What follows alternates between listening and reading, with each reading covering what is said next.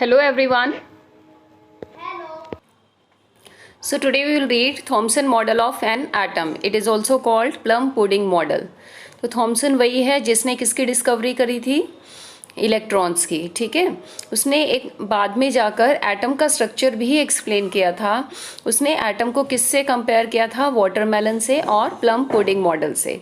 ठीक है, तो प्लम पुडिंग में आपने देखा भी होगा जैसे केक होता है, ठीक है, उसके अंदर आप चेरी लगा देते हो या फिर ड्राई फ्रूट्स लगा देते हो। तो उसने बोला था कि जो केक का एडिबल पार्ट होता है that is positively charge part of the atom, उसको तो उसने किससे कंपेयर किया, एटम के पॉजिटिव पार्ट से, जबकि ड्राई फ्रूट्स को उसने कंपेयर किया था नेगेटिवली चार्ज पार्टिकल से। तो आप देखो जैसे वाटरमेलन है, इसमें भी उसने सेम यही बात बोली थी कि जो वाटरमेलन का रेड एडिबल पार्ट है वो तो एक क्या है, पॉजिटिवली चार्ज पार्टिकल, जबकि उसके अंदर जो सीड्स डिस्ट्रीब्यूटेड हैं वो क्या है, नेगेटिवली चार्ज पार्टिकल। ठीक है, तो थॉमसन मॉडल ने एटम को कंपेयर किया किससे, वाटरमेलन से। बट उसकी एक ड्रॉबैक आ गई थी कि वो डिस्ट्रीब्यूशन ऑफ चार्ज और स्टेबिलिटी ऑफ एटम को एक्सप्लेन नहीं कर पाया था।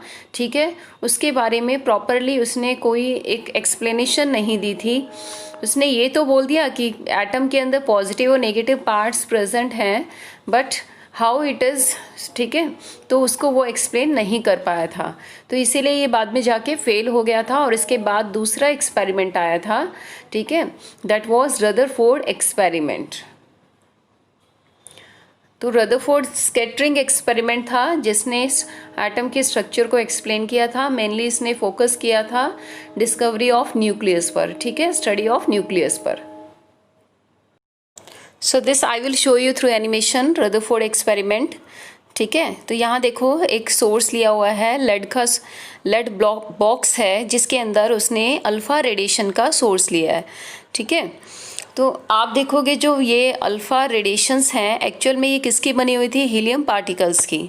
ठीक है, तो इस बॉक्स में ये जो ग्रीन कलर की यहाँ से आपको शाइनिंग पार्ट दिखाई दे रहा है, it is the source of alpha rays. तो बीच में येलो कलर की जो ये बॉडी रखी हुई है, it is the thin gold foil, और इसके अराउंड इसने जो ये वाइट कलर का लगाया हुआ है ये एक क्या था, स्क्रीन थी। ठीक है, जो जिंक सल्फाइड से कोटेड थी। तो जैसे ही यहाँ से ये रेडिएशंस निकली वो गोल्ड फॉइल से पास हो गई।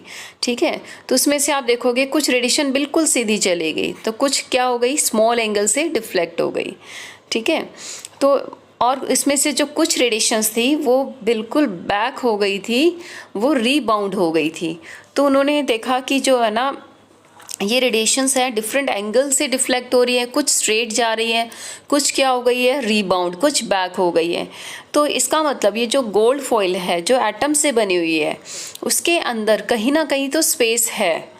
ठीक है, वो स्पेस क्यों है भाई, किस तरह से पता चला, क्योंकि ये रेडिएशंस क्या हो रही थी, बिल्कुल स्ट्रेट जा रही थी।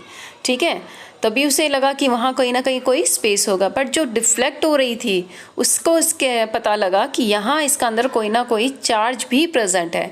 अब वो चार्ज कौन सा है, वो था पॉजिटिव। कैसे पता चला, क्योंकि जो अल्फ़ा रेज थी वो भी किसकी बनी हुई थी, पॉजिटिव की। तो आप सभी को पता होगा कि हमेशा सेम चार्ज क्या करता है, रिपेल। इट मीन्स ये जो रेडिएशंस जो डिफ्लेक्ट हो रही थी वो कहीं ना कहीं एटम के अंदर पॉजिटिव पार्ट से रिपेल हो रही थी। ठीक है, बट कुछ क्या हो गई थी, बिल्कुल रीबाउंड, बिल्कुल बैक हो गई थी।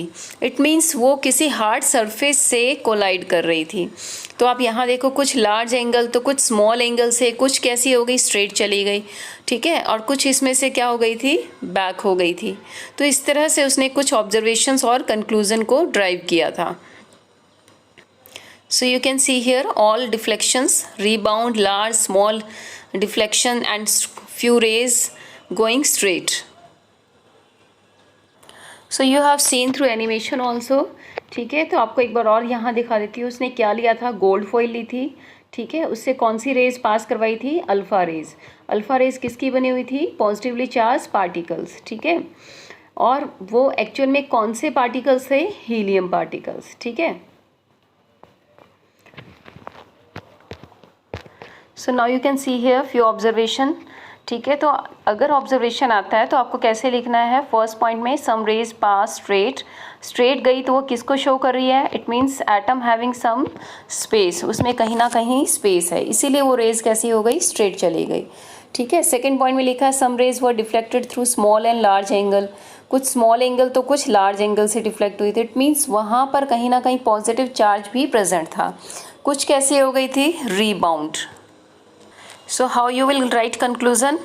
तो आपने बता दिया कंक्लूजन में कि क्या था, एटम में स्पेस था। सेकंड में क्या बताया कि there is something in centre of the atom called nucleus, यानी वहाँ कुछ ना कुछ ऐसा था जो सेंटर में था, एटम के सेंटर में, जिसको उसने फाइनली क्या बोला था? न्यूक्लियस।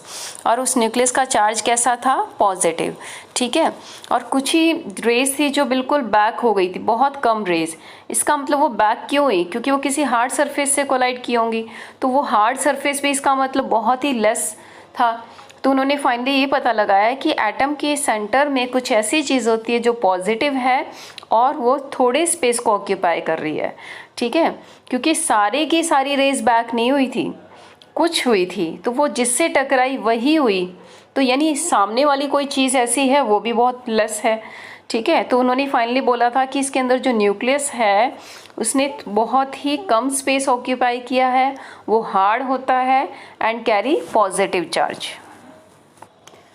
बट बाद में रदरफोर्ड की भी ड्रॉबैक आ गई थी। उसने बोला था कि अगर आप इलेक्ट्रोमैग्नेटिक थ्योरी को कंसीडर करते हो तो उसने बोला कि जब भी कोई भी चार्ज पार्टिकल किसी एटम किसी बॉडी के अराउंड मूव करता है, ठीक है, तो उसमें से रेडिएशंस एमिट होती है। ठीक है, तो उसने बोला था अकॉर्डिंग टू रदरफोर्ड मॉडल कि electrons are revolving around the nucleus, this means electrons would be in a state of acceleration in all the time. भी जब भी कोई भी चार्ज पार्टिकल मूव करता है, ठीक है, तो उसमें से क्या होती है? उसकी एक्सलेशन होती रहती है और वो क्या करता है? एनर्जी को एमिट करता है। तो फाइनली वो एक टाइम ऐसा आएगा कि वो किसके अंदर एंटर कर जाएगा? न्यूक्लियस के अंदर। अगर इलेक्ट्रॉन न्यूक्लियस के अंदर एंटर कर गया तो इट मीन्स एटम एग्जिस्ट नहीं करेगा। ठीक है, तो इस तरह से ये जो इसका रदरफोर्ड का मॉडल था वो क्या हो गया था? फेल हो गया था।